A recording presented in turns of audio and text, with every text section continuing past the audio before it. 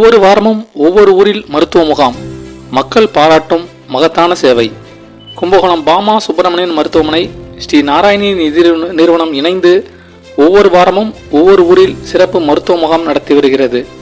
பல பகுதிகளில் பொதுமக்களால் மருத்துவமனை சென்று சிகிச்சை மேற்கொள்ள முடியாத நிலையை அறிந்த மருத்துவமனையின் நிர்வாக இயக்குனர் கார்த்திகேயன் ஆலோசனையின்படி இன்றைய தினம் கும்பகோணம் அடுத்த திப்பராஜபுரம் திருமண மண்டபத்தில் சிறப்பு மருத்துவ முகாம் நடைபெற்றது.